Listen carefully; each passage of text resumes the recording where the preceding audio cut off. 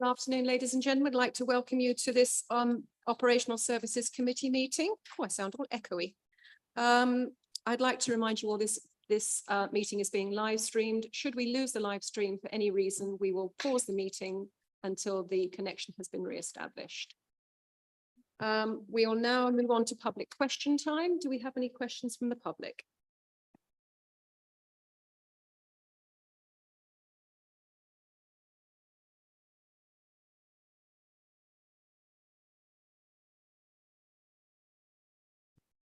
We have no questions from the public, so I will move on to, sorry.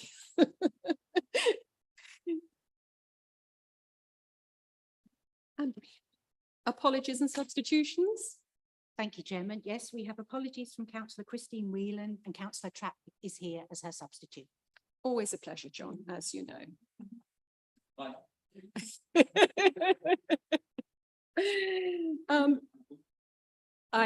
We look forward to you as well, John. And do we have any declarations of interest? Perfect. In which case then, can we move on to the minutes? Are you happy for me to sign as a correct record the minutes held on the 25th of May and the 19th of June after the meeting? That's all yes. Thank you very much. I have 3 chairman's announcements. I would like to announce the date of the parish conference, which will be on the 2nd of November. It's going to be a drop-in session. Details will be forwarded nearer the time.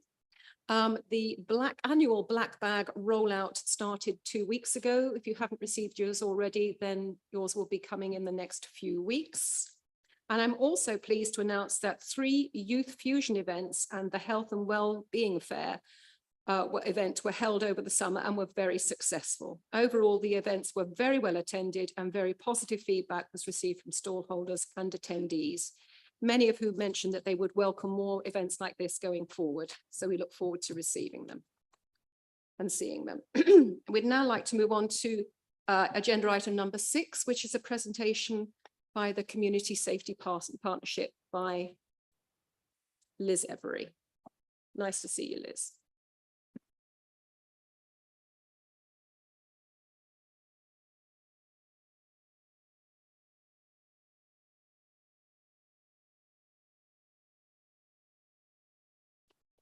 Thank you, Chair, and thank you, members, for inviting me to come along and talk about the Community Safety Partnership. There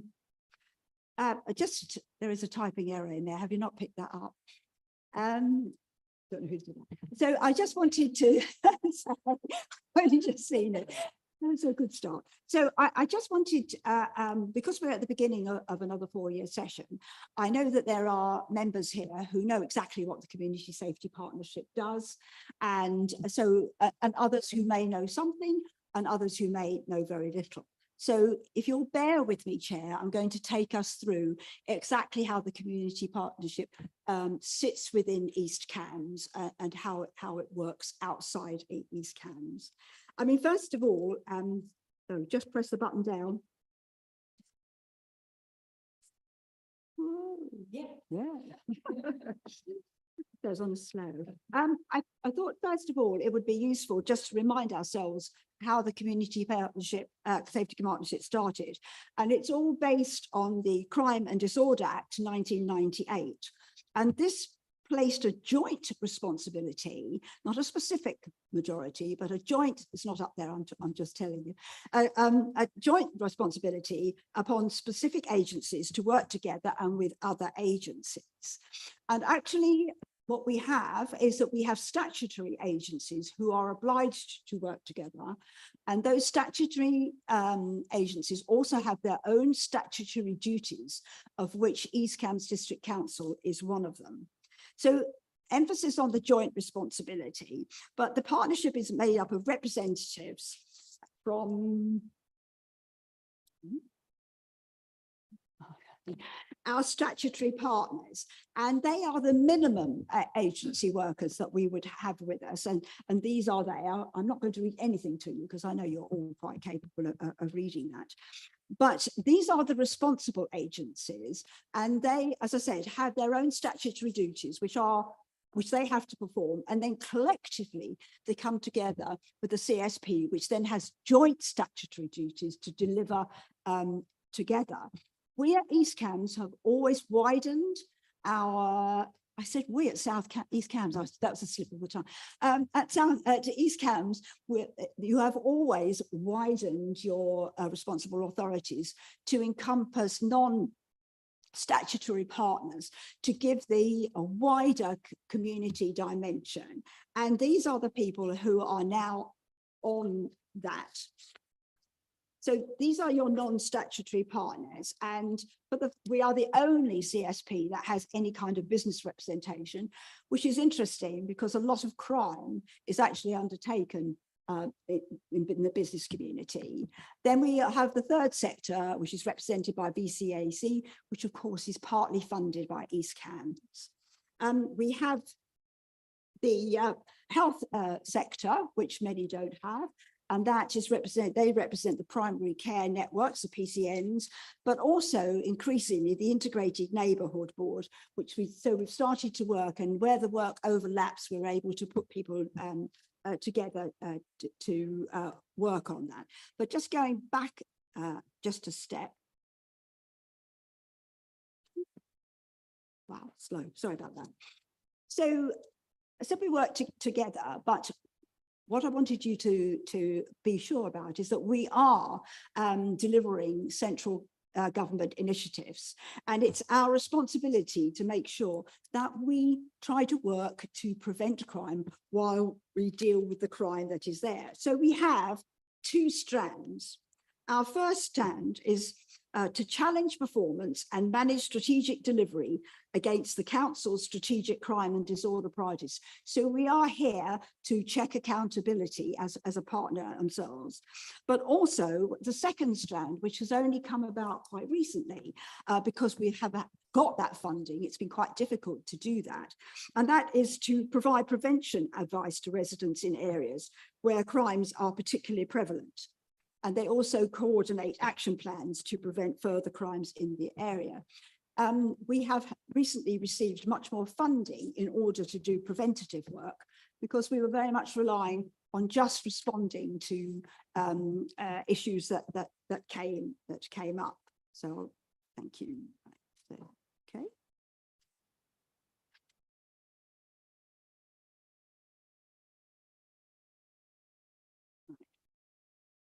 So if I could just give you about how we work, just to tell you that East Cambs, of course, is the central arm really for the whole of the for the CSP. We meet 4 times a year. It used to be 2, that was never enough. We decided it was important that we did meet 4 times a year, and we commission and pay for an annual assessment, which provides us with the evidence against which we will build our action plan. We don't build an action plan based on assumption. We don't build it on emotion. It's built on hard evidence that we receive from our research that we do. And they also have the ability to do deep dives, which we fund. The current deep dive is an item which is growing in East Cambs. And I just need to remind you that from the crime perspective, East Cambs we're working from quite a low baseline compared to other areas. So when we say things have increased, we're not in the same situation as others. But there has been a growth in violence and public order. That is spiking actually in Ely itself, which is in Ely West, and it's has always been, sadly, although we're working very hard in Littleport. So we're looking now at what is causing those issues, and that assessment will provide us with information about what we should do next. Everything we do is agreed in consultation. The action plan that we have written is on the website, so you can see exactly what it is we've all agreed to do. And it's focused on local needs, and so it is reactive, but it is proactive as well, which is really important. And I just wanted to talk a little bit about how it works here in East Cambs. The CSP cornerstone partner is East Cambs. Every partner has an equal voting right, but East Cambs is the cornerstone. And that is because this is where we house our staff, and this is where the action plan is implemented, monitored and evaluated. Our lead on that is Sally Bonnet, and we work very, very closely with Lewis Beige, and we have done for some time, and you all know him. And he is our go-to person in terms of how the action plan is working. We have 3 members of staff. Emma, who is our full-time CSP officer, and it is her responsibility to manage all the work that comes in on a crisis basis, but also plan and implement those initiatives that we are working on for prevention. We have recently, 2 years ago, we had a new member of staff, Harriet, and she is our ASB officer. Now, our ASB officer is partly funded by East Cambs and partly funded by the Police and Crime Commissioner. Emma is focused entirely, is financed totally by East Cambs. It's important to know. We have a 3rd member of staff who has joined us, and she is here for 3 years, and she is funded by the PCC. Both Harriet and Joe, those are the 2 officers that work with us. Harriet is due to finish in April this year, and it was agreed at the last meeting that we had that we would try to find ways of extending her contract, because the work that she's done on the patch is so hugely valuable. Joe, as I said, is going to be funded for 2 years, and then after that we have no funding that comes from that. So East Cambs funds all the administration that is done by the CSP. It funds Emma, and we have a small grant which helps us to provide support.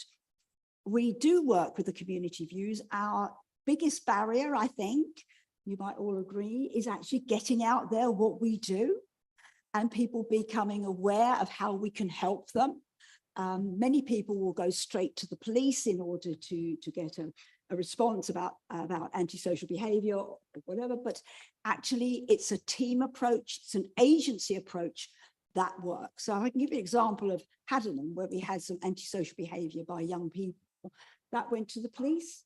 The police on their own did not manage that in that way. They brought together all of the agencies, held a parish forum to talk about what the issues were within Haddenham, and to create opportunities for the residents to come up with their own solutions and to be part of the solution, not just report on the problems. And that we found is the formula that works. We elicit community views through surveys and events, but our biggest problem, we have now got a comms team which helps work with us. We've just entered the social media world the last couple of years, so we are out there more. We have a newsletter which goes to parishes and so on. But getting that information out there is really, really important, because people don't know who we are and what we do. And I would please ask you to help us with that. Obviously, our voices out there are you all as members, and we will try to communicate with you all as much as we can to ensure that you understand what's going on your patch, but also you know what we're doing, and we can work together in partnership. So what we have is we have the board, but beneath the board we have 2 groups. One is the delivery group. The delivery group sits just below the board, and that is where issues that cannot be dealt with locally are escalated.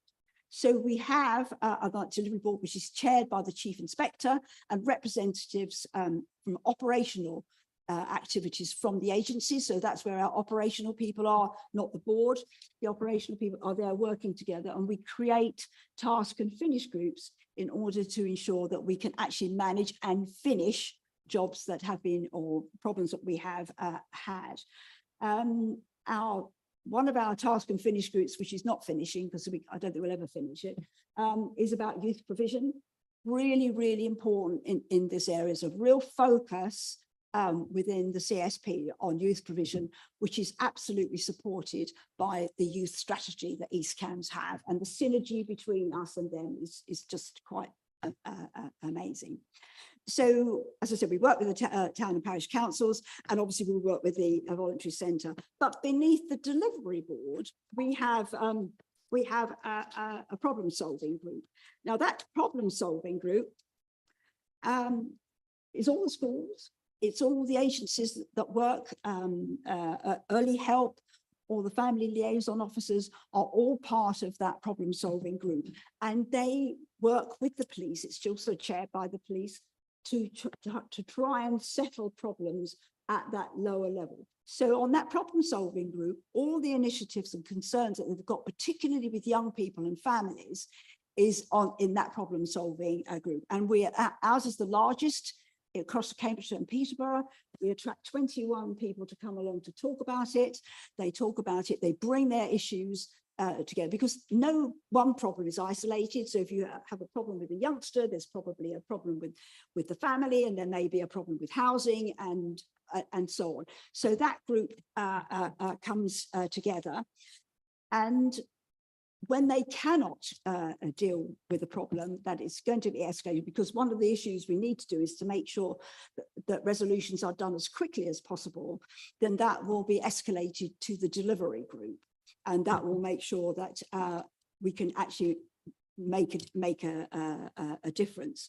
Both of those groups report to the board. And may I just say that any of you are very, very welcome to attend our meetings, only as an observer. You can't vote, but it is, the more you all know about what we do, the better able you are to function in your roles as councillors. So also,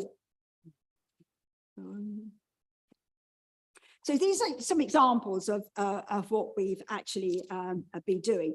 But I've not dwelt on this because I just wanted you to have some idea. But where we identify problems that are across the patch, then where possible, we will create a toolkit which will enable people to manage their own situations in their own areas. This is not a do-to service. This is a create solutions amongst our residents service, and we will support and work with them on that. So from the one of the ones that's just coming up is the cybercrime toolkit, because that's an area that's spiked. And the Eyes and Ears programme, which started about 5 or 6 years ago, is all about everybody supporting everybody. Community safety is everybody's responsibility.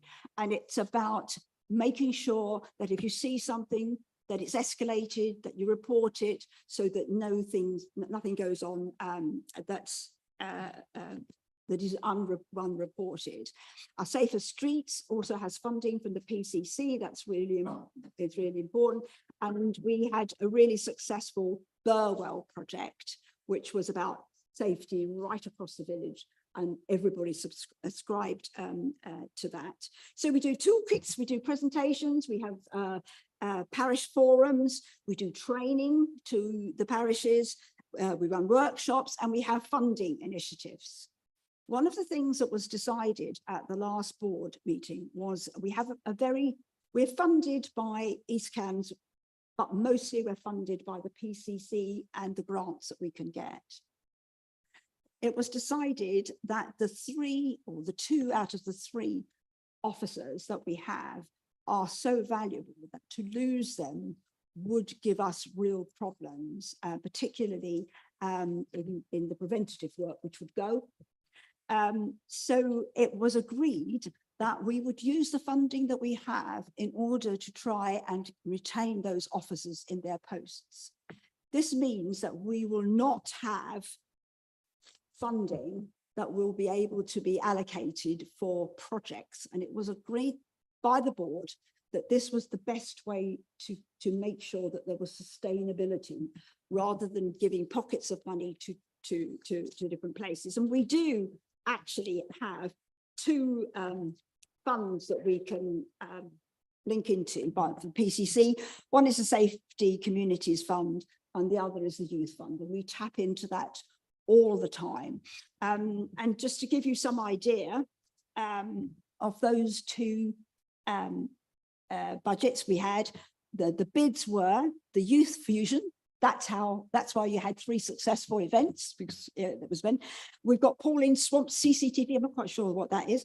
The Lighthouse had CCTV. There were bike marking kits for East Cambs Police, and that's going to go into the schools, because bike marking, believe it or not, draws out those youngsters who are maybe on the cusp of actually taking the wrong pathway. Shop Watch project, which is very lively. In Ely, we now have the Shop Watch, so that all the businesses are working together, and our representative for business is chairs the the Cathedral Business Group, but also manages the Federation of Small Businesses. Littleport will be pleased to hear that Shop Watch is going out to Littleport, and we're just trying to manage a pub watch as well. And we are working very closely with the comms team in order to improve our communications. So I don't know whether you can see them. I'm not going to read it, but those are the kinds of things that we've been dealing with. In terms of the young people, I don't know whether you've heard of our very successful anti-crime activities that we're doing. Ely has the advantage of having a courthouse. We use that, and we've used it with every secondary school, and now we have primary schools involved, where we take a group of youngsters that have been provided by the school. We don't know why, we don't know how. Sometimes we've had top set, sometimes we've had PSHE groups or not, but they enact what it would be like if a youngster took a knife into school. So they all have a role play opportunity, so they've all got a script. The schools are primed in advance, so the youngsters know what to expect. The police arrest a student and take them into the cells in the sessions house, and then they go through a court case of exactly what would happen to that youngster. And we thank our East Cambs representatives, because our legal team are there, just making sure that the legalities are right. It's chaired by a real life judge. The jury is supportive. Youngsters are very cruel to each other, and they want to put them into prison and throw away the key. But they learn absolutely that if you take a knife into school, that is a crime. And it can be dealt with in lots of different ways. And actually, the last judge we had, I don't know about the rest of you, terrified me, because what he would explain to them was not what's going to happen now, but what will happen to them for the rest of their lives, because they now have a criminal record. Can't go to America, can't do this, can't ever work with children. All those indications that youngsters were, that I've never seen a set of year 9 students from so quiet. So these are the things, and we're looking now at other ways of doing that. And as I said, these are the things that we do. And what we will do, of course, is we will come and report to you about these activities. But what I really wanted to do, at the outset, was to say this is how it works, so that you could all see how East Cambs sits into this, and how we work with you all, and how we cannot function without you as councillors. And we would rather you plagued us with problems than try to deal with things oneself. So that's just carrying on what we were doing. So what we try to do is we solve the problems together. I'm giving the same presentation to the police tomorrow, just to tell the police exactly what the relationship it is, because a lot of police know. It could be that police feel that they have the statutory duty to do things on their own, but actually they have to work with us as well. We are tackling crime. We are absolutely supporting those who are doing that, but our key is to support the most vulnerable and to ensure that crime is reduced, or there is a prevention of crime in the area. Very active. Love to see you at our meetings. They're on Zoom, so you can just call in, and we really, really welcome your help and support for the residents the district that they feel safe, and that's how they want to feel safe. Thank you. Thank you, Liz. That was a wonderful presentation. Went on a bit Do we long. have any questions for Liz from anybody? Oh, councillor Wade. Hello, thank you for the presentation, Liz. That was really, really interesting. You talked about the commission, the research that gets commissioned. Does that get circulated or published? Ed? It's a really good question. Councillor Wade. It's a really good question because we have no mandate to circulate it as it is. But what we are asking for is a highlight summary that could be sent out to councillors, because to be honest, you would need to know. Why would you not need to know? Well, one thing I would actually urge is that we get information about crime in all the areas. The inspector comes and gives that. In the past, East Cambs has had the police come once a year to talk about what's going on the patch and what are those likely areas for. I remember 4 or 5 years ago the level of discussion on hair forcing, for example, and there's a lot of increased crime around that area. But it's the only that they came to a full council, and that actually gave all the councils an opportunity to hear what's going on in the area. But they will also come to each of your parishes. They will tell you what your parish looks like in terms of what activity, and you know that it's come to Ely before. So yes, they want to engage with you, and they want you to engage with them. Do you have any other questions for Liz? In which case I'd like to thank you, Liz. Oh, hang on. Oh, sorry, do beg your pardon. Thank you for your report. Coming back to say, when you just said that you'd be very happy for the community safety partnership to share information. Currently, we cannot assess data on traffic issues caused by unsafe driving in the district. That kind of like gives us information about where particularly unsafe junctions are, or which areas of road tend to encourage the least helpful habits. Is that the sort of information you might be able to share?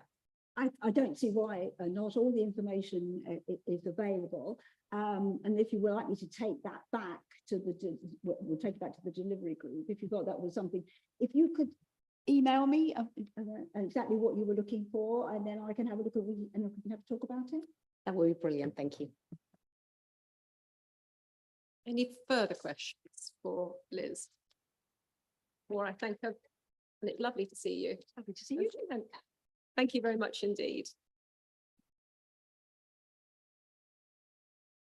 We now move on to agenda item number 7, which is the approval of the draft food and safety enforcement policy. And I call Richard Garnett forward.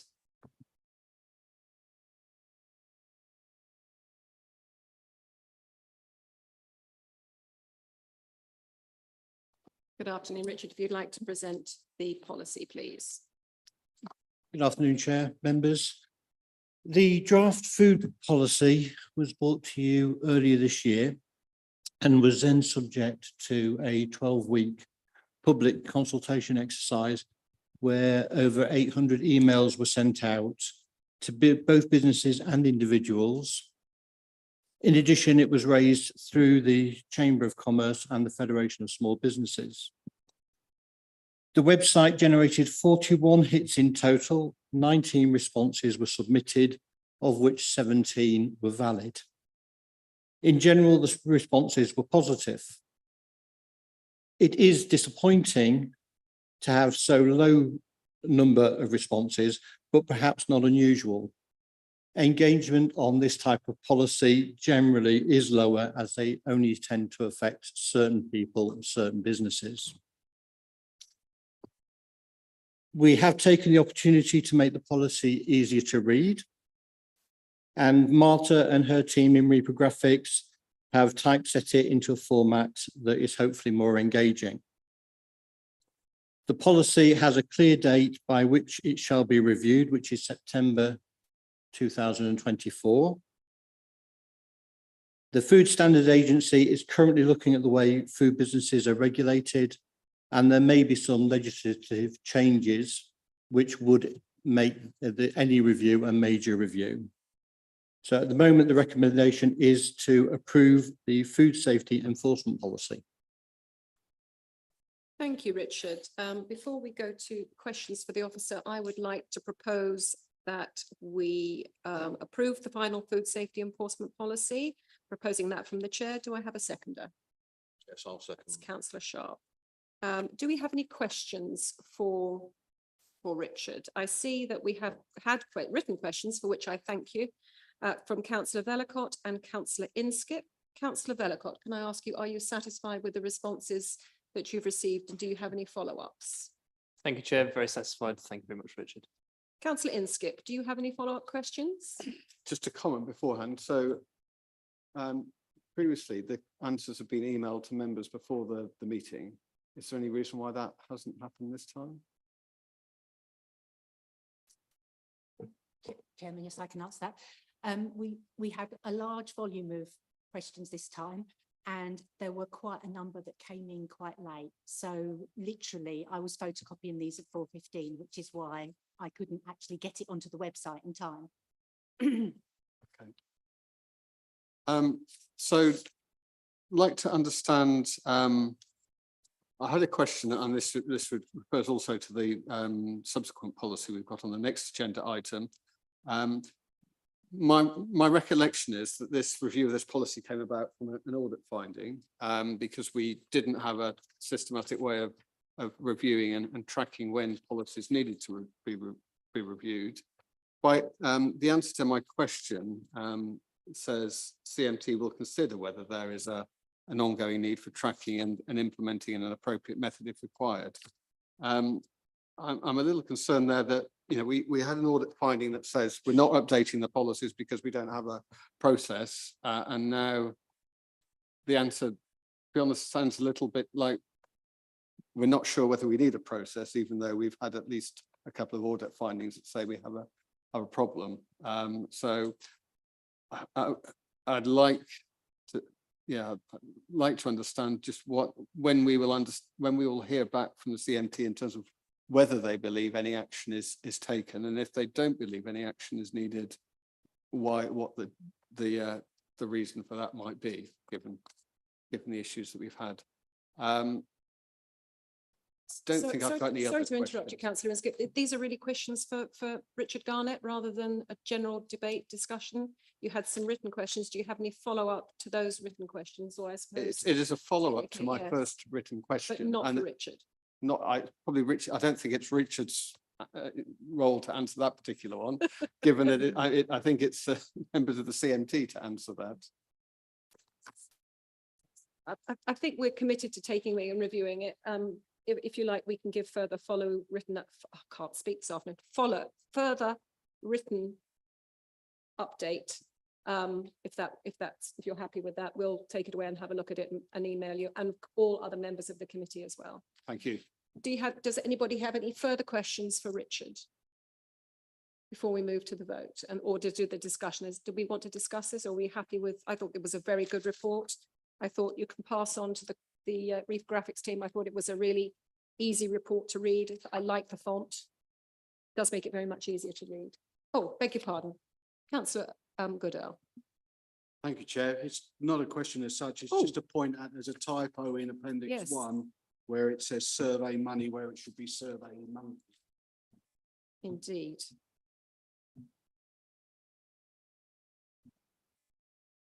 Appendix 1, I think it's 1, 2, the third paragraph down. It's under Survey money form. results.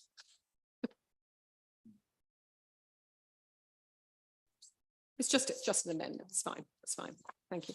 So are we happy to recommend, to note the consultation feedback and the amendments to the policy, and to approve the final food safety enforcement policy as set out in Appendix 2? Can I have a show of hands, please? That's unanimous. Well, I can't see John's hand hidden behind there. Thank you very much. So I think you need to stay where you are, Richard, because you're also on agenda item number 8, which is the enforcement policy review. Thank you, Chair. Again, the draft health and safety policy was brought to the committee alongside the food enforcement policy and went through the same public consultation exercise. The draft policy has been reviewed to make it easier to read. And in addition, a section on complaints, which is section 8, and enforcement actions, which is section 9, were added because they weren't in the original draft. The powers of the officers in section 9 do need to reflect the wording of the legislation. So officers may serve an improvement notice, which is in 9.8, and they may serve an improvement, a prohibition notice, was in section 9.9. Again, Marta and her team in reprographics have typeset it into a more engaging format. And the recommendation is to approve the health and safety enforcement policy. Thank you, Richard. Again, I'm happy to propose this from the chair. Do I have a seconder? It's happy to second. Thank you. Now, we had questions on this from Councillor Bellicott. Do you have any follow-ups? Now, are you content with the responses? Chairman, very content. Thank you very much, Thank you Richard. very much. Councillor Inskip, ditto. I've got a follow-up to my questions, as you might expect. Just on the first one, the second question I asked, I think we've dealt with on the previous agenda item. But when I asked about how the complaints procedure is being implemented, the answer says as soon as possible, and the web pages are going to be updated and so on. I guess that triggered in my mind a couple of questions. So a rough time frame would be useful, because as soon as possible can mean a multitude of things to different people. You know, is it next week? Is it next month? Is it next year? And prior to this, and that update, how did people? What was the mechanism that people could submit complaints before? And did we ever have any? We do have a complaint code on our uniform system, which is Healer 1, which is where we get all our health and safety complaints allocated to. So I don't have exact numbers, but we do get phone calls, we do get emails, and people do ring customer services and say, can this be looked into? So we do get health and safety complaints, not as many as the food complaints, but that is the nature of what we do. I think we have a good system of recording health and safety complaints as they come in. And by recording them, it means that we also have a good system of making sure they're resolved at the end of the day. I want to rewrite the food safety pages and the health and safety pages on our website. And once these policies have been approved, then that's the catalyst to get that done. And I would say by the end of this year. So we have a good, once we have the complaint in, we have a good process of tracking it through to conclusion. But hopefully with these updates, it'll be a little bit more, let's say, accessible to people as to how they can make a complaint. I would hope so, yes. Thank you. Any further follow-up questions, Councillor Inskip? You all done? No. You're all done? Catherine, Councillor Holtzman, sorry, I'm struggling today. You had a question. Are you content with the responses, and do you have a follow-up? I would like to know how section 9.8 will be reworded. I mean, I understand that section 9.9 and follow will have to comply with legislation, but what does that then mean for the changes? Section 9.8 does say the officer will serve an improvement notice. I'm going to have to change that to say the officer may serve an improvement notice, and that will then tie in both with what it should say with the prohibition notice, which again is a may, and it also ties in with the same provisions that are in the food safety enforcement policy. And just to clarify the legalese, in practice, I guess that means the officer will serve one if there is a risk of bodily harm? No, the the wording is the officer may, because we will speak to the business owner, we will speak to the operator, and we will decide should a notice be the appropriate measure to take. There are occasions where the business owner might throw their hands up and say, yep, sorry, I didn't realise, and stop the machine there and then, in which case we don't need the notice to be served. Thank you. Do we have any further questions? Yeah, Councillor Colbert. Yeah, the complaints and non-conformances system that you're setting up, I don't doubt that you'll periodically review it, but will you occasionally bring back the results to the committee? The number of complaints that we receive, I do believe, are reported in our service plan. So in terms of how many we receive and how many are dealt with within the time limit, those figures are available. Okay, so they currently aren't annually reported to operational services. They're just managed by officers. They're reported within the service plan. I think the service plan goes to full The service council. plans come to us, I think it's twice a year now? Twice a year.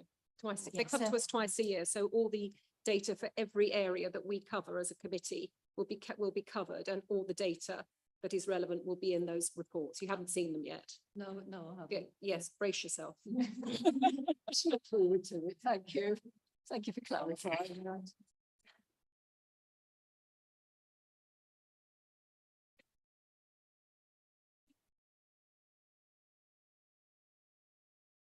Do we have any further questions for, Councillor Goodell? Just a typo again. There's And that's- 2 in this one, in this appendix 1, in the results in paragraph 1 and start of paragraph 3 as well. That's survey money again. Thank you very much, Richard. Your ordeal is over. You can Thank go. you, Chair. Thank very you very much.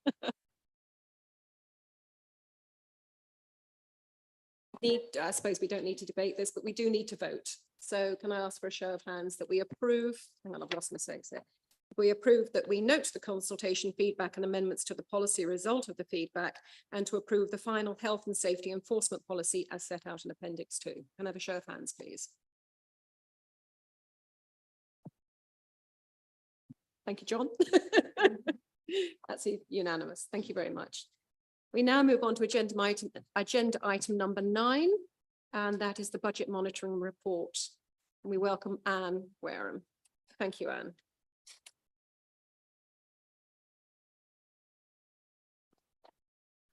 Good evening. This is the budget monitoring report for the Operational Services Committee that covers Q1 for the year 23-24. This committee is currently projected an 195,000 overspend on revenue and a capital underspend of 862,000 when compared to its budget. We've had questions. Are there any follow-ups? So we have questions from multiple people today. So Councillor Vellacott, so I'm doing these in the order I'm not just singling him out. Councillor Vellacott, are you content with the responses that you've had, and do you have any follow-ups? Chair, I'm very grateful for officers' response and no follow-ups. Thank you. Thank you. Councillor Inskip, do you have any follow-up questions? I do. I'll start with the question, or the answer I had in response to my question about the shortfall in the planning service income. So in the first quarter, the answer is that it's 300,000, and in the previous quarter it was 112,000. But we're only projecting in terms of the net sort of expenditure, only a £200,000 difference for the year. Are we therefore assuming a recovery in the income later in the year, or how do we derive that £200,000? We have an underspend on expenditure, so that's offsetting the under income. So one's offsets against the other. So what's the quarterly underspend that we're seeing then? The quarterly underspend, I think it was, oh no, that's the year before. It was on staffing. But yeah, I guess if I look at the report, it shows we're 96,700 in terms of the overall underspend. But so it's around about £200,000 on staffing, is that correct? Sorry, £100,000 on staffing, is that correct?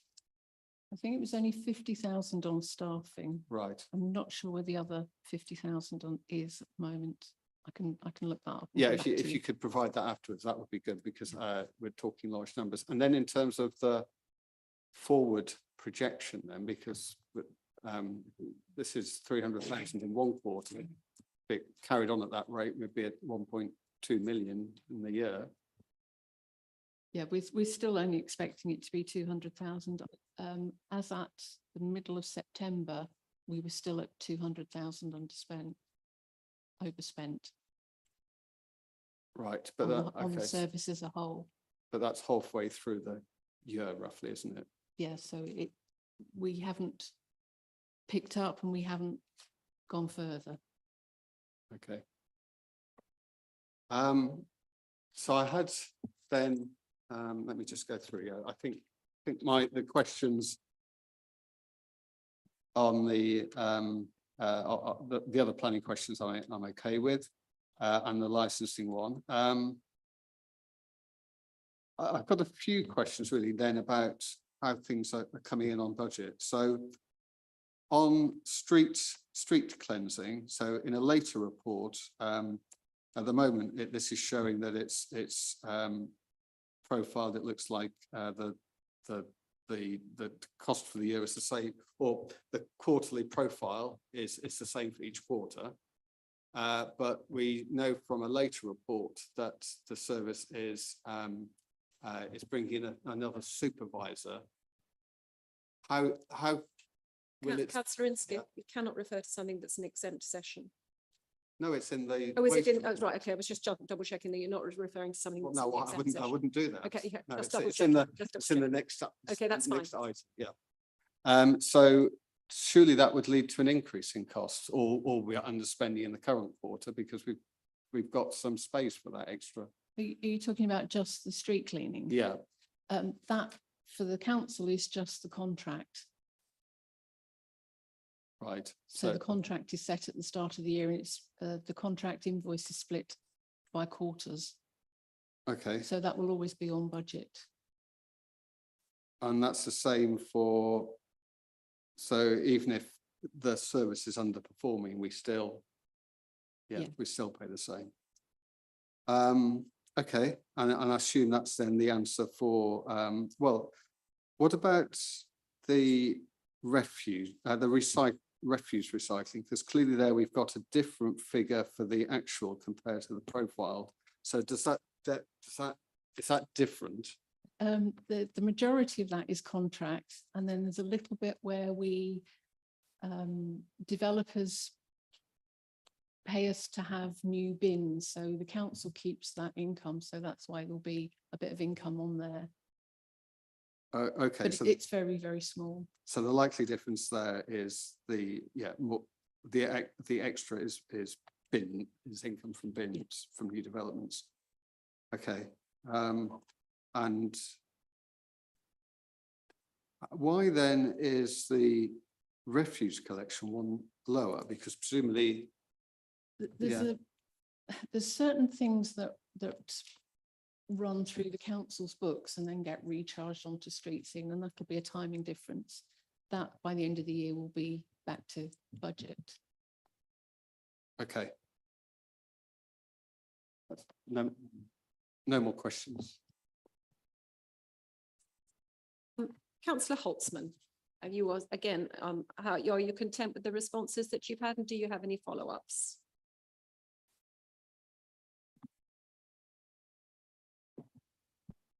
I'm happy, thank you. Councillor Trapp, you also submitted a question, and are you happy with the response? I've not heard a peep from you all day.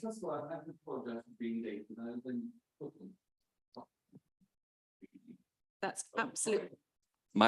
Okay, yes, I'm happy with this one, but I just wanted to query a couple of questions or answers that were given to Mark Inskip about says we currently have 2.5 FTE agency staff and that there are 2 vacancies.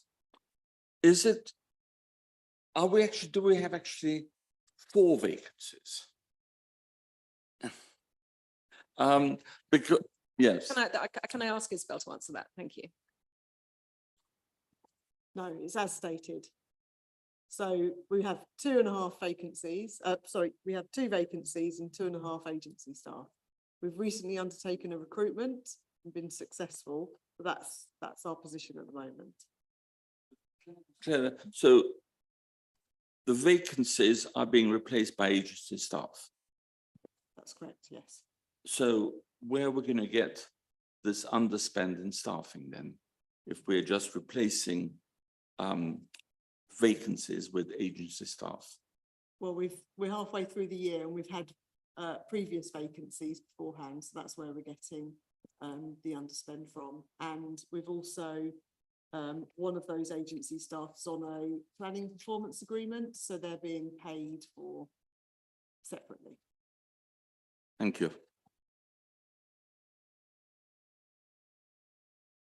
Further follow-up questions for Anne, or any questions at all for Anne?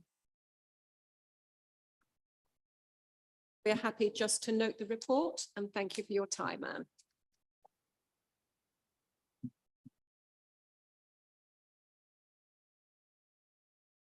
Now we move on to agenda item number 10, which is the environmental crime enforcement policy. And I'd like to thank you, Karen. Mrs. Karen C. She'll present the report. Thank you. Thank you, Chair. Just really to outline the update to the environmental crime enforcement policy that was last written in 2018. So that's been reviewed, updated. It's improved its structure and layout as a result of the sort of corporate look now that the enforcement policies are having undertaken. Also, slight change in the fact it's taken account of the work that we have been doing over the last few years in use of community protection warnings and community protection notices under the Anti-Social Crime and Policing Act. That just has allowed us to widen our sort of remit and to tackle more issues which may be classed as an environmental crime than we previously would have done. The Environmental Action Plan and the fee policy, I will be bringing these to committee in November. So this is just the enforcement policy, but obviously I included in an appendix the actual fixed penalty notice charges for information to, you know, to complete the enforcement policy, because part of enforcement is fixed penalty notices. So, but they will be looked at by committee in November. So members will have a chance to discuss the new fee setting for those. But that's it. Thank you. Aaron, do I have a proposer for this agenda item? We will need to vote on it. Thank you, Chair. I propose to accept the recommendation as written under section 2.1. Thank you very much, Councillor Vellacott. Do I have a seconder? Yes, Chair, I'd like to second that motion. Thank you very much, Councillor Goodale. Do we have any questions for Karen? Beg your pardon. Ooh. Right, okay. The written questions, for which I thank you all again. Councillor Vellacott, you content with your responses? Thank you, Chairman. Karen, I did have one follow-up question. In the first question that I asked, I was sort of referencing the section of the report where we're dealing with reports of environmental crime committed by those under the age of 16. I wonder if you could briefly summarise for the committee what an exceptional circumstance is in order to prosecute under 16s, such as for repeat instances of antisocial behaviour, which is an issue across the district. Thank you. I think that would tend to be issues around graffiti, probably, if it was racist or very offensive graffiti. I think the discussion would be had with the antisocial behaviour team to identify that there may be a requirement then as an exceptional circumstance. But generally, most of our work does not involve the young. Most of our, you know, the higher end or higher risk issues are around fly tipping, household waste offences, those types of offences which you don't tend to get young people committing. But obviously I wanted to include all scenarios. Sorry, you're content with every other part of the question? Thank you, Councillor Chairman. I'm Oakley? content with everything else. Thank you. We also have questions from councillor Inskip. Are you content with your responses, councillor Inskip? Well, I'm happy to hear about the fees review, so that's good news. I guess and it isn't really one for the policy, but I think it is disappointing, given the number of complaints we have about dog fouling, that there were no fixed penalty notices in 2023, although one in May, but so that in the past 18 months, just one. So I guess it is not a question for, as I say, for this report, but that's something I think we need to understand what we can do more to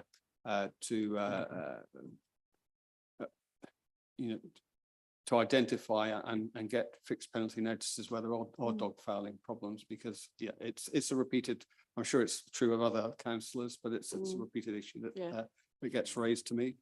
Yes, I have to say that from a personal point of view, where it is the most difficult thing, because I believe, and correct me if I'm wrong, the evidence has to produce, you have to be able to clearly see the fouling leaving the dog, and then seeing the person actively walking away. I think it's probably one of the most difficult things, unless you have an eyewitness, as I understand it, that is prepared to make a statement and swear to that, potentially in a magistrate's court.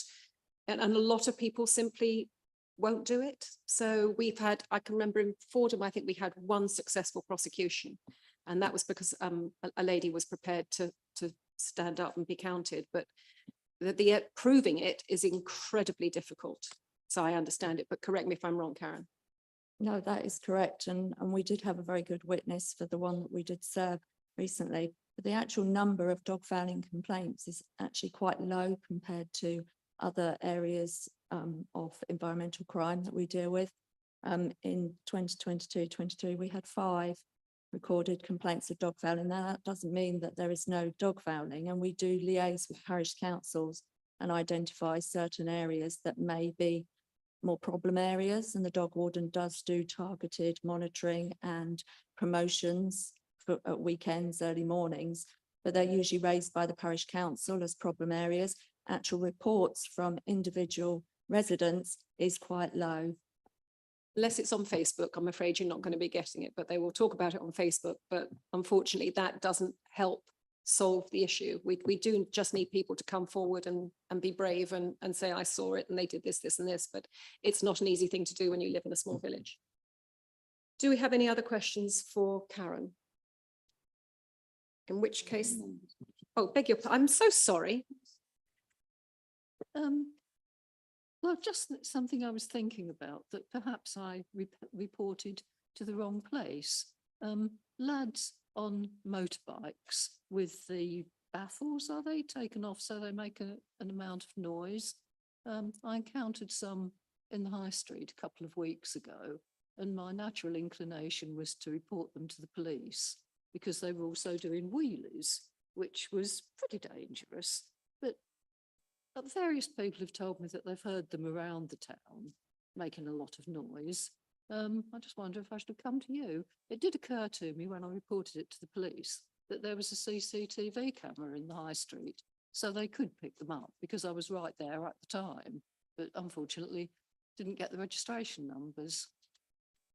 Unfortunately, noise from vehicles in the street doesn't come under our remit, under our legislation, but that would be under general ASB, and I'm sure the police and the ASB team would have links and potentially be able to look at who may be doing that sort of activity, but actually environmental health don't have any powers with vehicles on the street. Okay, thank you.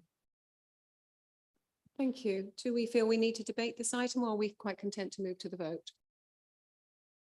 In which case then we are voting to recommend that we approve the environmental crime for enforcement policy 2023. Can I see a show of hands, please? Thank you very much. An oral update on the Environmental Act implementation. Who's doing that for us? Is that you? This is I'm handing over to Isabel. Thank you, Chair, and apologies, this is coming as a verbal update, but well, as you were here, we've not yet quite got the information we need from central government. So just for the purposes of record, really, I did provide a briefing note to all members back in July this year, which covered off our position up to that point in relation to implementation of the Environment Act, relating to the elements around waste legislation. I just want to say that there is much more to the Environment Act than just waste legislation.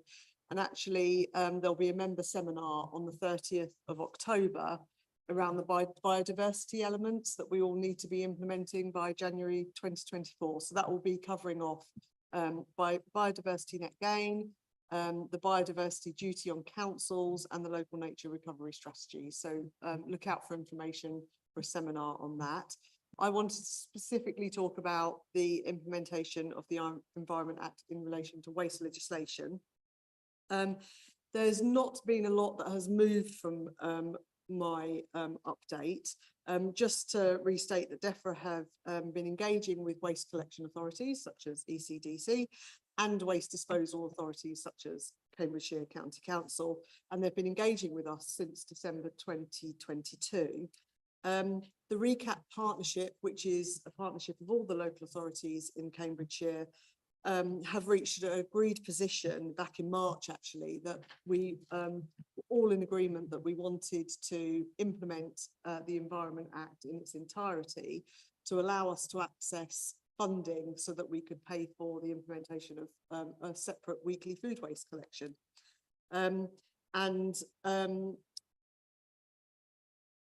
We went back to DEFRA on that basis, and we told them that we wanted to do that.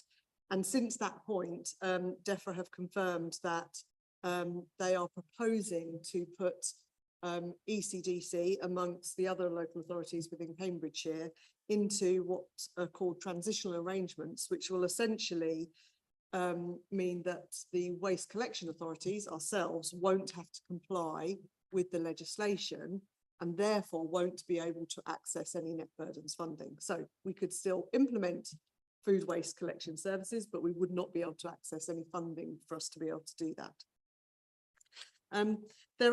It's important to note that there are significant complexities around changing the waste disposal routes through the county council's current materials MBT facility. And we're working really closely with the county council on on supporting them in any changes that they need to make to their PFI contract, and that's currently being considered by the county council. So in terms of where we are at the moment, we have rewritten to DEFRA stating the partnership's position, and we did that back in July. We are really clear that the position that DEFRA are taking, where they're asserting that they don't believe it would be best value for residents of Cambridgeshire to implement food waste collections because of the impact it might have to the county council's MBT facility.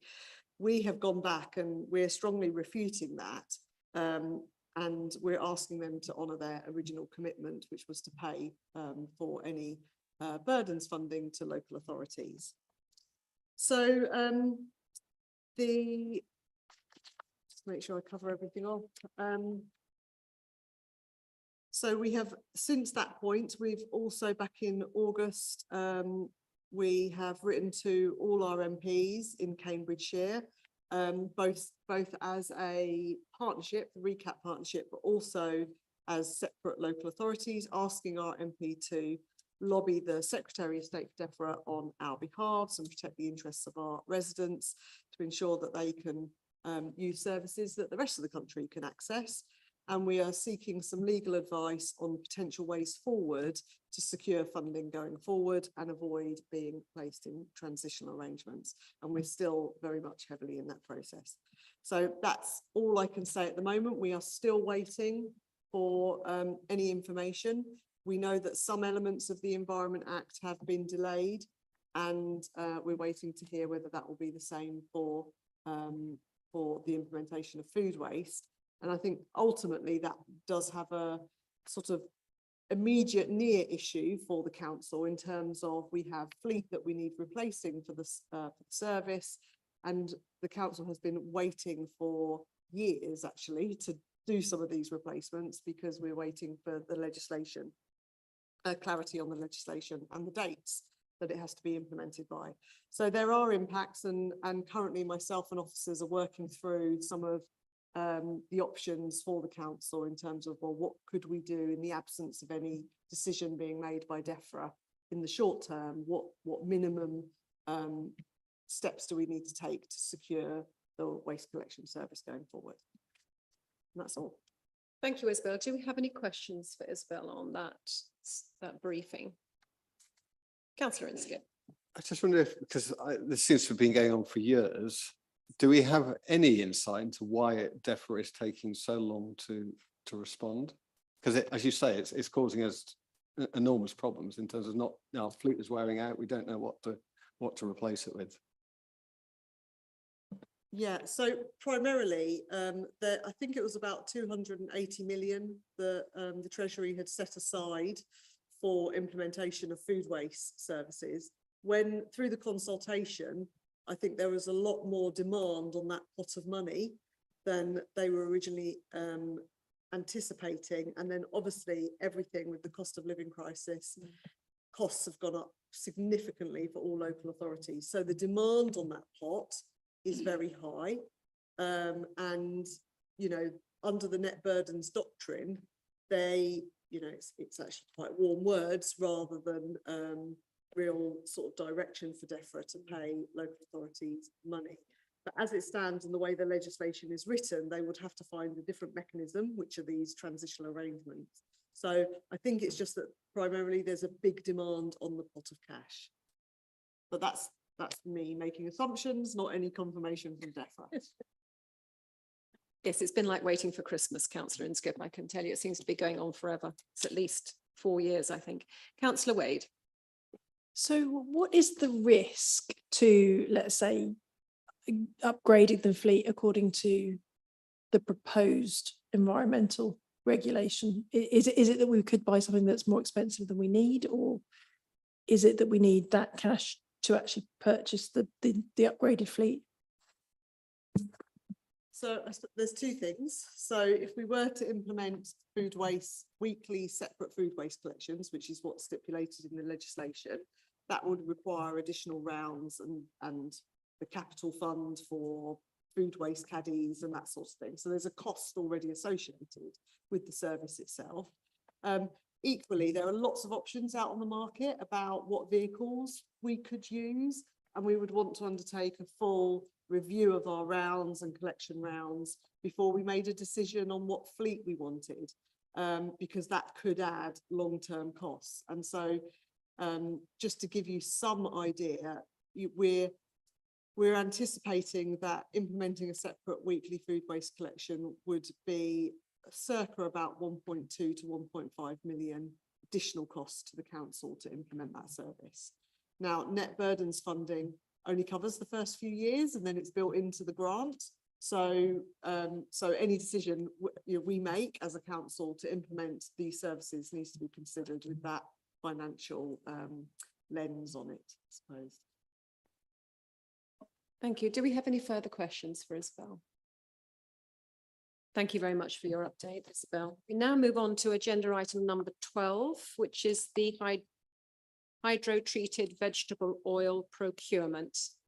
Thank you very much, Liz and Catherine.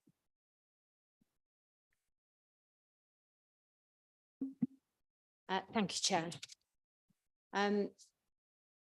At the March Committee on Operational Services, members approved the use of hydro-treated vegetable oil fuel in ECSS waste and recycling collection vehicles to help towards the delivery of reduction in carbon emissions set out in East Cambridgeshire District Council's Environment Plan, providing that it did not exceed an agreed cost. At the time of the report, HVO was generally tracking an average of 20 pence per litre above the cost of diesel. It was agreed that if the price per litre exceeded the monthly average plus 5 pence, then ECSS should continue to run vehicles on diesel. The cost of HVO at the moment is running between 165 to 192 per litre. ECSS are paying £1.15 per litre for diesel at the moment. Therefore, the cost per litre is tracking between 25 and 55 pence beyond the recommended threshold agreed. ECSS are exploring options within neighbouring authorities to bulk purchase HVO to see if this will bring the price per litre down. But ECSS are not party to the purchasing framework set up by Greater Cambridgeshire and Huntingdon. We understand at the moment that the average price per litre through this framework has been around 164 per litre over the past 6 months. So again, that still sits above the price that was agreed. ECSS will be undertaking a procurement process of their own for supply, as well as looking at storage at the depot, if this is the most suitable option for us. To facilitate an immediate switch to HVO, should the price drop, ECS have arranged for a temporary tank to be available at the depot.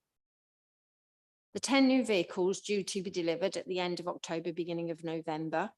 We're still promised that that is a valid date, that we should be receiving them, so fingers crossed, will provide more efficient and less polluting vehicles when run off diesel. The new technology that these vehicles are being run off will enable us to ensure driver behaviour and operational management contribute to optimising fuel efficiency. The Council and ECSS remain committed to reducing its net emissions as quickly as possible, whilst being mindful of ensuring the service operates within a financially stable model. HVO is still considered to be the most viable option at present for the Council's waste fleet in achieving a reduction in CO2 emissions. However, ECSS will be looking at the availability of alternative fuels for the replacement of any of the smaller fleet, especially for cleansing. So say if in Ely, we look at our cleansing vehicles and we can run some off electric, we will replace those if that is a viable option for us. So any future new vehicles, we will look at different technologies, different options that become available to us. Thank you. Thank you very much, Liz. Do we have some written questions? And again, Councillor Vellacott, are you content with the response that you've had from the officer? Thank you, Chair. Very contented. Thank you. Councillor Inskip, I move to you now because you've also had questions that you have submitted. Are you content with the answers, and do you have any follow-up questions? I don't have any follow-up questions. I probably have some points to make when we come to a discussion on the item, but nothing further on the questions. Okay, thank you very much. And Councillor Holtzman also has a question. Same as Councillor Inskip. Thank you. Okay. Thank you. Do we have any additional questions? Oh, Councillor Trapp. Thank you. Actually, it's a follow-up to the question submitted by Councillor Vellacott about looking at the most advantageous geographical location of a tank. Have you considered actually having the tank at the waste disposal site? Because that would be served by for GCP, and it might be a good place because all the vehicles have to go there. I just thought to throw it in. Yeah, we will look at those options because at the moment we have an agreement with the Greater Cambridgeshire Authority, so they do actually, we get our diesel from them. So I would agree with you, the most sensible location for a tank would be somewhere where our vehicles are going to, which will enable them to fuel up. But we will look at that option amongst others when it comes to the procurement. Thanks, Madam. Do we have any further questions for Liz? Okay, so let's open the debate then. Who would like to start? Councillor Holtzman. Right, so this is a bit messy and I apologize for that. So we had originally planned to put out an amendment, but we had a discussion beforehand and realized that there were some technical issues. Therefore, we shall not have an amendment at this time. However, I would like to state that we probably all agree that we would like to use as much HVO as we can in order to cut down the carbon emissions. But we also have to stay within a sensible fuel budget because otherwise we can't afford our waste services. Now, the policy we approved at the last meeting said that there was actually, well, quite a narrow margin for which HVO could be more expensive than diesel. Now, if we get very unlucky, this might mean that under the policy that we agreed, we might actually never buy any HVO. So when we thought about that, we thought that this is probably not what we all intended with the policy. So we should probably change it to some other sort of financial accounting that meant we both stayed within budget, but we also bought at least some HVO as far as we could afford it. Now, my question would be, what steps do we need to take so we can discuss this at the next committee meeting? And how do we go about changing that policy to something that would allow us to both stay within budget and buy some HVO within, you know, in a sensible fashion? What should we do?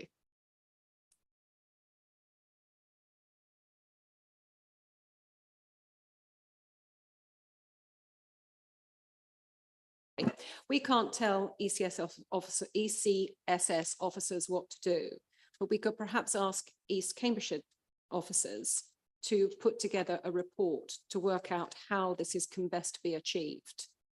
Would you be content with that? Instruct officers to go away and put together a report to find out. You say what you want them to work out. You have to vocalize it. I think so. I think my thinking came because last time it was recommended to us that we approved the boundaries at which point we could buy HVO and at which points we would buy diesel. So I assumed that somehow it was in our remit to make some recommendations on that. So I am not quite sure how to best go about proposing this in a way that is actually implementable by the officers, and that makes sense. But the proposition we wanted to make is that given that there is a budget for buying fuel, we should use that budget to buy as much HVO as we can and then buy diesel for the rest. So we get at least some of the goodness. Now, I appreciate that you said that I need to vocalize what I want, and then we can find out a way of how to do that. So maybe my question could be to you, what would be a sensible next step here to update this, and what can we update as members without stepping on the ECSS people's toes, which we don't want, we just want a better outcome. Glad to, I'll call you in a minute, Alan. So what if I can understand what you're saying, is that you want to spend X amount of the budget on HVO and the rest on diesel. But what if that's not enough to satisfy the needs that we mean? That means the whole fleet grinds to a halt. Because we can't, because we've spent half the budget on HVO, which is costing more than we anticipated. That leaves us with half the budget to buy diesel, which may not be enough to satisfy the demand for the fleet. Is that what you're saying? So we obviously will have a forward procurement plan, which has a certain amount of cost specified, right? I guess like procurement will get a quote. And then obviously we'll have to work with a safety margin. I mean, I do not advocate that we ruin our budget, right? We're not, you know, this is not trying to be crazy. But if we said, for example, diesel costs 115 and HVO cost 165, and on average, we are happy to spend, as we said, 115 plus 20, like 135 per liter on fuel, then over a contract for 2 years, that would allow us to spend a certain proportion of the money on HVO and a certain proportion on diesel. And there's a question of how we would do that practically in a way that would mean there is no undue risk. But certainly that should be feasible to consider. Chairman, yeah, I think I understand what you're saying. And if I read out a suggestion and you can tell me whether I've understood it correctly. Yeah, that's fine. What we actually can and cannot do. So we have an ongoing procurement at this moment in time, which was a decision that was made at the previous committee. So my suggestion to give the council certainty around costs and risk when we've completed that procurement, we could bring forward another paper to the committee.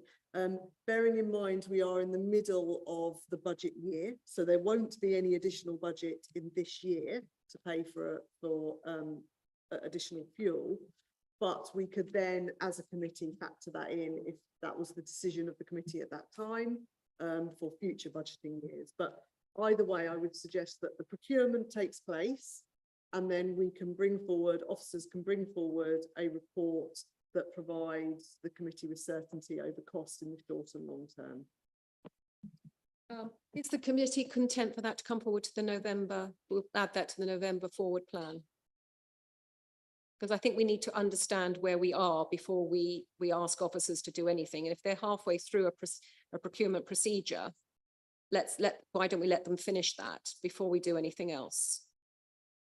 I totally agree. That's why we're having this conversation, to figure out what is a sensible way going forward. And if I may ask Isabel, does that seem reasonable that the procurement process will be finished in November so we can then discuss? As I understand, the procurement procedure has already started. So to bring it forward to the November committee would not be unreasonable. Yeah, I mean, what I've written down, I've written request officers to bring reports to the next meeting of the committee on how we can best achieve purchase of some level of HVO while still remaining within the existing budget. Hello, Councillor Sharp. Thank you, Chair. Yeah, I just wanted to come in on this and try and understand what you're saying, and I think I did, in that I think any report we get back needs to have the financial info. I wasn't a member of this committee back in March, so I wasn't privy to that discussion. I didn't get involved. I know others around the table would have been. But I think anything we get back needs to have some financial information so we can actually look at that. And obviously, if you pardon the pun, mixing HVO and diesel sounds very, but I understand now where you're coming from. And because eventually, obviously, you know, if the prices are remaining sort of at their levels, we hope they don't, but if they are, then we've got to make a decision at some stage. But what we do going forward, but certainly if we had a paper in November that had some reasonable financial projections. Yeah, if we did this, that's what the cost is. If we did that, then I think that would help the debate personally. But you know, I understand your thoughts on it. Does anybody else? Oh, Councillor Trapp and Councillor. Well, no, I think I have to say, I think your hand has been up and down. Good heavens, I'm allowed to say something. I don't think anyone can pretend that going over to reducing the carbon footprint is going to be equivalent. We're going to have to spend money. And I think really we actually have to debate, or not today, but some in the future for the next budget, whether we are prepared to actually increase the fee for collection by having HVO instead of diesel, therefore helping the health of places like, particularly conurbations such as Ely, Littleport, maybe so, as opposed to some of the villages where we can just about squeeze things in. So we ought to be looking at that and actually being realistic and saying we're going to have to pay more, and we are going to be doing it for the sake of our citizens. So I think that's something we ought to be looking at. I do like the idea of Councillor Holtzman's idea of saying, right, let's get some in, and we'll, and I think that'd be quite useful to do actually.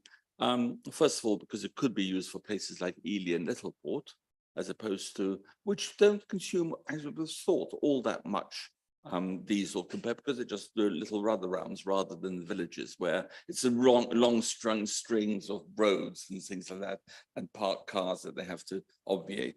So I think we ought to really actually be realistic that if we actually want to reduce carbon, we're going to have to spend more money. Councillor Covert. Well, what I was interested in is the difference between the long distances and the little runarounds that Councillor Trapp's just referring to. I wondered if the consumption of HVO and diesel is exactly the same, or if vehicles perform more economically with one than the other on short distances or long ones? It's one occasion I will let you ask because I think Liz might have the information.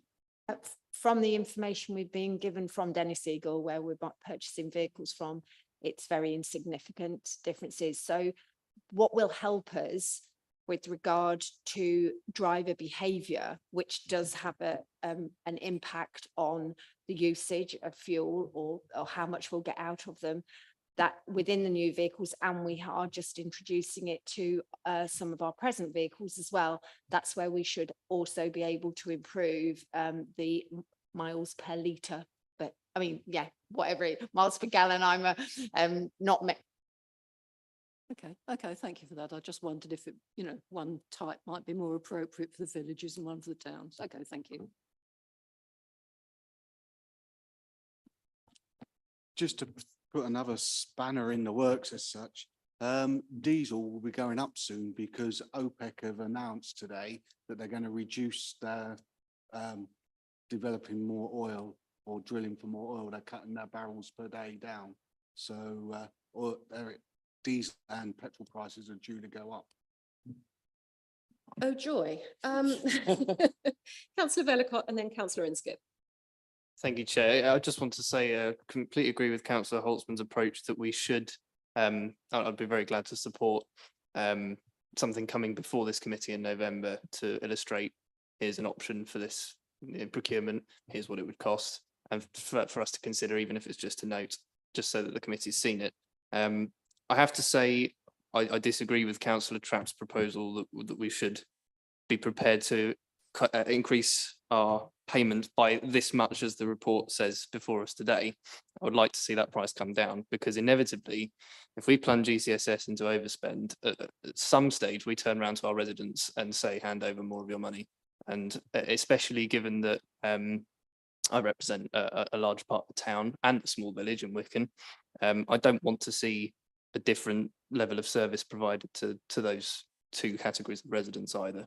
So I think whilst everyone on this committee is completely committed to seeing this council use as much HVO in its waste vehicles as possible, I'm genuinely really excited about the prospect. I don't want residents to pay as much as this report would have them pay. Councillor Inskip and then Councillor Wade. Yeah, I think we're sort of diving into maybe details that aren't particularly helpful in terms of how ECSS exactly run their service, or I don't really track the price of diesel, but whether that's going up or down, I think if I was good at being able to estimate where the price of diesel was going, I probably would have a different job to the one that they'll have. But I think just looking at the bigger picture, it's 6 months ago that we made the decision, and at that point it looked like, from the announcements we put out, I think the public expectation is that we were going to start using HVO, and that would make a big impact on the council's carbon footprint. Where we are today, we haven't used any HVO. If we don't change anything and we leave the policy as it is, unless there's a dramatic change in the HVO price, and that in reality that's only going to come about if suddenly the demand goes down, which I think is unlikely, or if there's significant new production, and that's not going to happen very quickly. So I think if we don't do anything, we'll be sitting here in 6 months' time, or 9 months' time, and we still haven't used any HVO. We'll be coming back to looking at our environment plan, and as it says in the questions there, the one thing that is really going to give a major reduction, or has the potential to give a major reduction in the council's carbon footprint, is the switch from diesel to HVO. None of the other actions in that plan are really going to impact that. So if we don't, so I think we need to understand what we can do within the financial constraints that are there. So I think that's, the proposal, as the officer explained, wrote it out, I think encompasses what we're trying to do, is to understand what flexibility we have to use at least some HVO, and then again get at least some carbon footprint reduction this year, rather than having a policy which, in hindsight, is constraining it in a way that I think we perhaps didn't appreciate at the time. Wade and then Councillor Trapp. Thank you. So I think I'm probably just echoing what Councillor Inskip has said in the sense that while, you know, we can look at sort of things in isolation and say, you know, we do or we don't support the impact that that would have on our residents, etc. We have also committed ourselves to a climate goal and a decarbonisation goal. And there are things we're going to have to do to get there. And that, you know, we have to, that's one of our overarching aims. We know we are in a state of crisis, and we always have to be thinking, I think, of that higher mission that we've all agreed to proactively do something to reduce our carbon emissions. And the realism of achieving that goal gets less and less the more we don't do the things that we put in the plan that we said would get us there. So that, yeah, if we don't do this, that's fine, but what else are we going to do to meet that overarching mission, which we also have committed to? Thank you. Thank you, Councillor Wade. Councillor Trapp. Thank you very much. Just to argue slightly further, we're actually doing some capital investment and maybe other revenue expenditure on things like upgrading these offices, making them more efficient. So we are spending money on reducing carbon in other ways. So I think we should be considering ways of actually reducing carbon by other means, such as, and this has been pointed out, this is the biggest waste production of carbon in the council. So we really ought to be looking at it sensibly. Councillor Goodell. Yeah, no, going back to my previous statement about OPEC, the point I was trying to make is we've been looking at HVO coming down in price to I'm looking at the diesel price going up, and then we meet the criteria and then have to use HVO. Double-edged sword, I think, on that one. I mean, nobody was more disappointed than I was to see that the price of HVO, just because of sheer demand, it's supply and demand. So everybody wants it so they can put the price up and they can achieve that price in certain circumstances. Councillor Holtzman. But then we might also have to face the point where if the price of diesel increases, and I don't think we can expect the price of HVO to come down fairly soon, because everyone wants more for the obvious reasons, and the production of food as in vegetable oil is currently slightly in crisis with the situation in Ukraine anyway. So I don't think that is going to be massively increasing in the near future. And if we say, well, if the price of diesel goes up to 140 or 150, and then suddenly we will actually have agreed to paying kind of like, let's say 170 for HVO. And then there is a question of how do we fund that? Because, well, we need to kind of like actually, you know, have a waste collection service on the road. And then in a fun, but like slightly unfortunate way, it would be expensive, but we would also achieve our carbon savings, which would be amazing, but backbreaking. So I think whichever way we round this game it is going to be expensive, and we'll have to do something because our carbon saving goals are also very, very important. So the proposal we tried to make was to square the situation as it currently stands, but I do agree with Councillor Trapp that going forward in the next budget cycle, I think we'll need to have some unpleasant conversations about how we do that going forward, because I don't think we can expect ECSS to solve that problem magically for us. I think, does anybody else have anything they want to contribute? Or Councillor Ambrose Smith. I'm sure I will be shot down in flames if the two fuels perform more or less the same. Surely collecting rubbish around the larger communities, which must be very expensive in fuel, stopping and starting, it would surely make sense to use the cheaper fuel, currently possibly diesel, to collect in Littleport, in Ely, and so on. And then where you have longer runs, which must be more economical in terms of driving, to use the more expensive fuel. I'm sure I'm going to be shot down in flames with this. I think that the whole committee would like to see us all running on HVO full stop and not using diesel at all. Personally, that's what I would like to see.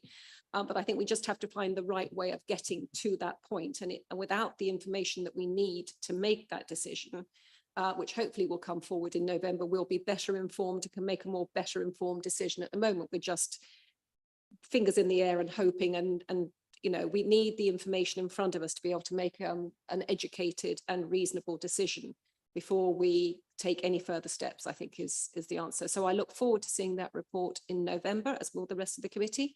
And I think we are content to note this report on that you've submitted to us. Thank you very much. On to agenda item number 13, which is the Q1 for the first quarter performance report for the waste and street cleansing services. Thank you. Thank you, Catherine. Thank you, Chair. So I'm very pleased to be able to share with the committee the first period of reporting against ECSS's new key performance indicators. These were changed because as a service, we recognise that the previous KPIs were not giving stakeholders a clearer understanding record of performance. The KPIs are much more in line with our industry peers, and moving forward can enable us to benchmark our own performance. Members will note some really good performance improvements on our collection services. Missed bins and bags are at their lowest for 2 years, back in line when the service was considered to be operating at a very good level. That's pre-round reconfiguration and the HGV driver shortage. Thorough scrutiny of our missed bins have been implemented following Project Street Smart's inception. Analysis of data, despite the limitations of a non-waste-based CRM system, has enabled the service to identify problems before becoming a recurrent issue. Proactive engagement with our crews, with the focus on not missing bins rather than being reliant on a report from a resident, has embedded a getting it right first time culture amongst our frontline staff. Whilst the stretch targets for missed collections has been underachieved, the introduction of new fleet with new technology, supported by the work streams identified within Project Street Smart, will further improve resident experience and drive down the missed collections even more. Whilst the quarter's recycling rate underachieves the annual target of 60%, Q1 this year is in line with Q1 last year. And across the next 3 seasons, we expect that rate to increase. We are seeing that overall tonnage collected has decreased, which should be celebrated as we move up the waste hierarchy to reduce waste rather than recycle it. As the team's engagement service picks up pace, messaging will be focused on this and supporting the requirements of the Environment Act. Members will note that achieving targets for street cleansing, remains challenging. Work is underway to analyse the output of the current cleansing activities against the requirements of our MOA, which will be reported to the ECS board for further consideration. KPIs for the service have been changed to report on the quality of the work completed, rather than the ability to respond to complaints, giving a much more accurate record of performance. Encouraging improvements have been made. Response times to removing fly tips have increased from 15% in the last quarter to 59% this quarter. Whilst offensive graffiti response times appear at 0%, the individual reports show that these were all on private land, which we require owners' permission for before we can actually remove it, which elongates that time to respond. So for half of those 15 graffiti reports made, these were all on private land. Of the other half that we could respond to quickly, we did so. And it just shows the little nuances of our current reporting systems that affect our ability to accurately show you performance.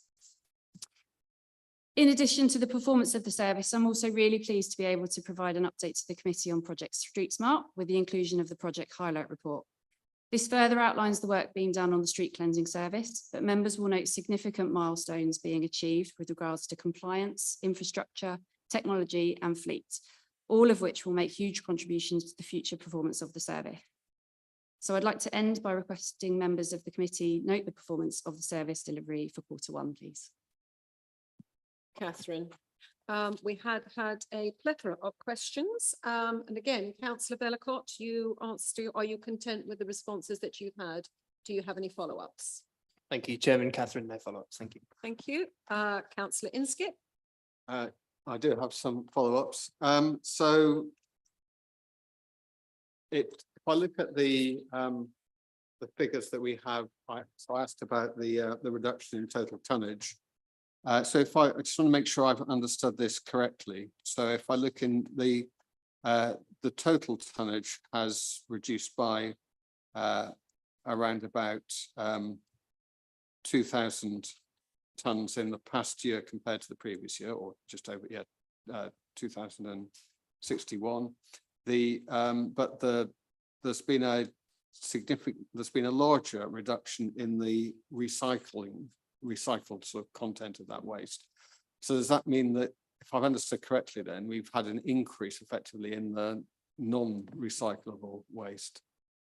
There's been a small increase, yeah. Yeah, which is sort of trending the opposite way to what we would like. Do we understand why that's happening? So last year's summer was very dry. So we saw a reduction quite significantly in the garden waste tonnage we were collecting. So that attributed to recycling rates. And as for, so I think that answers your question. Well, I guess so. I guess we'll need to see what happened this year when it wasn't so dry. And then, but I guess in general, do we think the garden waste difference is the entire? Do we know if what the dry recyclable content was? Is that staying the same, or is that decreasing?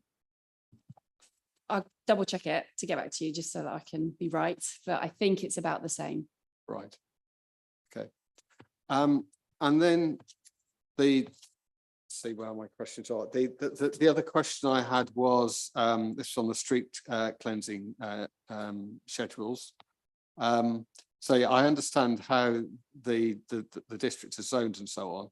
What I was looking to understand is how that is sort of timetabled and with the crews. So you're saying now you've got daily activity sheets, which sounds a little bit manual. So is that going to, does that work well enough, or do we need something better than that? And what happened before those daily activity sheets? How was it tracked then? So I'll answer the last part first. So before, it was based purely on the roads within those zones were attributed to frequency, as you mentioned in the MOA. And yes, they were given out to our frontline operatives, and they were required to complete that work within that frequency. That's where that ended. The second part of your question. So, sorry, just remind me of first. So you've got today, you've got this system that's quite manual, I would say, in terms of giving these activity sheets. Is there a way that could be, is that sufficient? And I'm sort of, if I look at the metrics we've got, I would that sort of maybe answers the question. It probably isn't today. Do we need to do something more to really hit the targets that we're trying to hit? Thank you. Yeah, that's what we're doing at the moment. So once we've analysed those, I think it's been 6 to 8 weeks now that we've got the data for. So what we're going to be doing is comparing what we've achieved versus what the requirements are of the MOA, and to see whether there are any gaps with that and come back to board with that information.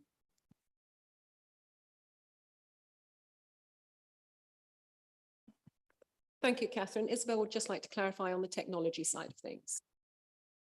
Yeah, so as you know, we're bringing in a system called Bartek, which is going to be managing our waste collection, domestic waste collection services. There are also modules within that we could use for street cleansing as well, to take away some of that manual process that we currently have. We're just getting costs for that. We're focusing very much at the moment on bringing in our domestic waste sort of digital system first, as that's where most of the activity gets driven, and then we'll look at any additional costs associated with further spending on digital for street cleansing. Thank you, Isabel. We also have a question from Christine Whelan. I can't ask her if she's content with the question. If she has any follow-ups, can you ask her to contact Catherine? And Catherine, Councillor Holtzman. Hello. So I appreciate that you're obviously trying to push a very difficult boulder up the hill with the street cleansing. And it's been very good to see on Egremont Street that when the gully was cleaned and now that the street cleaning vehicle is coming around, it actually really makes a difference to flooding. So that's really cool. However, I still get lots of requests from residents to understand how the street cleaning schedule works. And I appreciate from the answer that you're not quite there yet with kind of like letting people know, but do you have a feeling for when that information might be coming around? So at least can kind of like say, well, we might be knowing in November or something like that. So we've committed to bring that information to the next DCSS board. So I don't know where that is actually, but I think it's, yeah. But yeah, we will be bringing that information then. We also, just as an extra to that, we have a campaign we're working on with Love Your Streets, which will encompass that sort of information that gets given to residents, because yes, we appreciate that perhaps there's some confusion about or no knowledge at all about when their streets might be cleansed, and that will feed into anything we look at with sort of implementing Bartek to the street cleansing service. Thank you. Councillor Trapp, does any other questions? Councillor Trapp. Can I? It's to do with the overflowing street bins. And I know in opposite the shop in Swaffham Bullbeck, we've often had overflowing street bins. Is there any indication we might actually get more bins on the street? If there may be overflowing because of just the volume of things, should we duplicate some? Should we actually put more bins in? We do have a mechanism for people to request extra bins, and we will then check whether there is a necessity for them. But into this work we're doing about analysing the work we are doing, we're looking at the frequencies of our litter bin emptying as well. So where there are areas that are perhaps appearing with more complaints, we can look at whether a frequency needs to be changed on that as well. I just have one small question, and I think this is coming from a recap knowledge, that I wonder if that the reduction in tonnage is because of the producer responsibility program that they've undertaken, which is to reduce the amount of packaging they're actually giving us, so that things come in paper bags, they come loose, you can have refill thingies. So actually we are putting less into the recycling bin, and often when it does go into the recycling bin, it weighs less. So therefore the tonnage will naturally come down. Would that be correct? It could be. I think I answered in one of the answers to the questions that as a recap partnership, we're also looking at a new waste composition analysis to understand what's going in our bins and what sort of waste types there are. And as my own team, we want to be getting out and looking at participation as well, and what sort of waste we're collecting and how much of it. And yeah, that's part of sort of the ongoing Project Street Smart process. Do we have, Councillor Wade? Oh, and then Councillor, you have to be quicker. Thank you. So I just wanted to ask, when you're talking about cleaning the streets, obviously Councillor Holtzman alluded to the fact that there are other dependencies there, like blocked kind of drains, etc., which are creating part of the problem. To what extent is that kind of in your remit, or what vehicles do you have that, how can you get that addressed? Because obviously that's going to limit, presumably, how clean some of the streets can be. So we have a mechanical sweeper, 2 of them. They are charged with cleaning the channels. So they will, the detritus on the edges, and they also have a belly brush so that they can do the middle of the roads. Gullies, anything that goes into those drains will be the responsibility of the highways department to suck out. Obviously there's a relationship there. So if we haven't been able to clean a road as regularly as we should, then there's a knock-on effect to the gullies. But certainly we are responsible for the channels. Thank you. I was thinking about overflowing bins and what fills them up. And it seems to me that there might be a large amount of space taken up by empty space with bottles and cans. So there are 2 things that occur to me. One is, should we have more strategically placed recycling bins? And 2, can we educate the public to stand on their bottles and cans to squash them so they don't take up so much space in the bin? I'm fairly serious about that. So one of the aspects that the Environment Act is looking at is on-the-go recycling. There is a real complexity with on-the-go recycling, not that it's a reason not to, but contamination is a real problem. Obviously, your own curbside bin, we can easily identify what the problem is and we can isolate, for want of a better way of putting it, not collecting that contamination. Litter bins are problematic.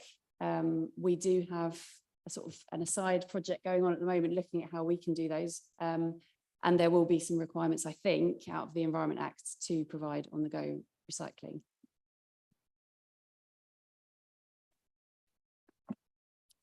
So you said that you have 2 road sweepers. Do you anticipate that, given the current backlog situation, that is actually sufficient to overall produce a good level of service, given that you will also every Saturday and Sunday have to clean up the market in Ely? And I guess like there'll be similarly other responsibilities you have. I think it's a wait and see. I think we've had a history of absences that have caused sort of a backlog, if you like. And I think once we've analysed all our information, we can make a call on that, if that's okay. Do we have any further questions for Catherine before I move to the debate? Thank you very much, Catherine. Now if I move to the debate,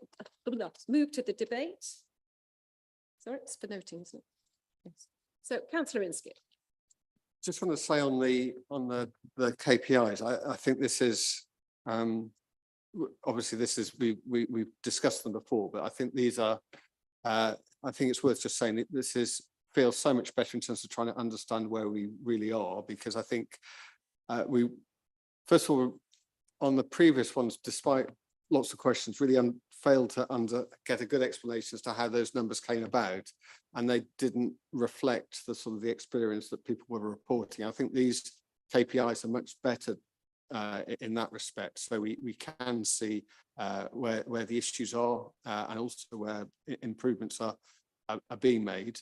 So I think it's worth just stating that that's a really good. I think we've taken a really good step with that, but clearly there's still a lot of work to do, and particularly on the street cleansing. I can't remember 2 or 3 committees ago, I was complaining that I'd seen in Sutton where we had some straw that came off the straw lorries and it had been there for months and months, and I don't know if it was coincidence or not, but about a week later I was out walking the dog and saw a street sweeping vehicle, which was good. But the problem you then see is that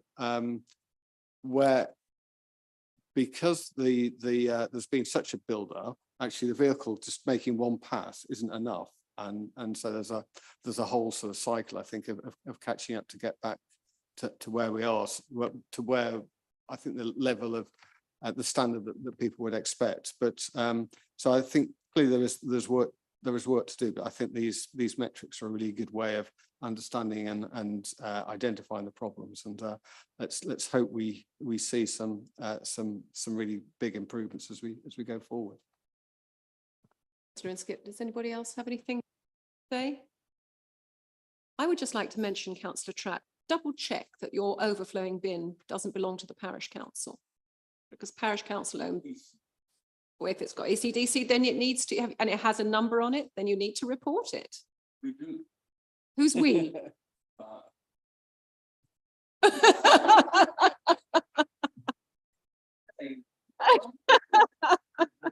Is this the royal we, John? Someone collects early newspaper early in the morning and then reports to me.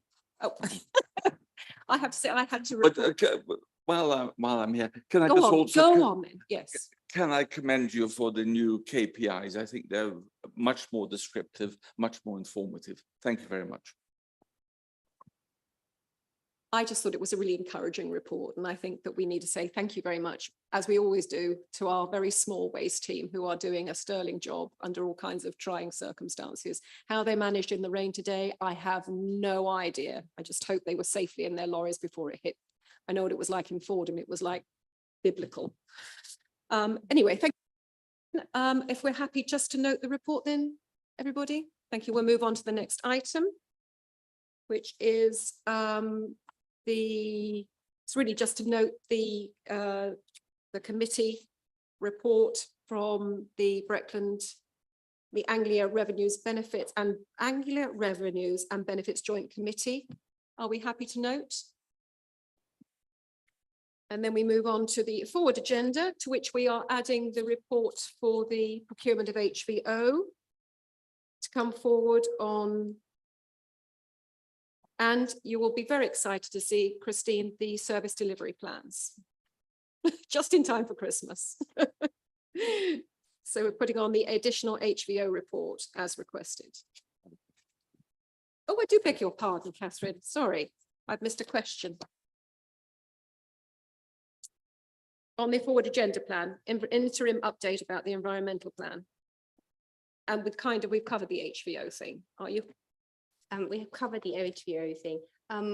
Would it be possible to have an interim update about the environmental plan? Normally comes on an annual basis. What do you think? We can request an interim. Yeah, we can maybe just a verbal update. Yeah, I don't think it has to be kind of like a large grilling session, but it would be good to see how our 20 environmental steps come along. If you could ask Richard to come and do a verbal report to us, would be fantastic. Bring sandwiches. It looks like a long meeting already. Yeah, so we have 2 items to add then. So the HVO report and a verbal update on the Environment Act. You've got your hand up again, Catherine. Yes, so just to impinge on everyone's patience a little bit more, I was wondering, are we also going to get an update from the open spaces team on the levels of service provision in terms of grass cutting and that will be in the service delivery plans. Okay. You likewise. Was that finance and assets? I do beg your pardon, wrong committee. Don't get overexcited. Wrong committee. You can always watch it or sit in on it, but yeah. And then I have a last question, but we might also not be the right committee. Where is the emergency services provision going to? Is that us or is that? It's finance and assets again. Okay. They get all the fun stuff.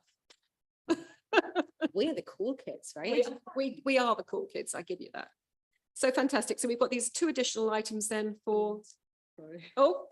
There's just one further item. One further item. So we'll be bringing forward the environmental crime action plan, which is on there, but we'll have a separate paper for the fees and charges for fixed penalty notices. Yeah. Decision point. Bring cocoa. Perfect, brilliant. Okay, thank you very much. So we will now move into that part of the committee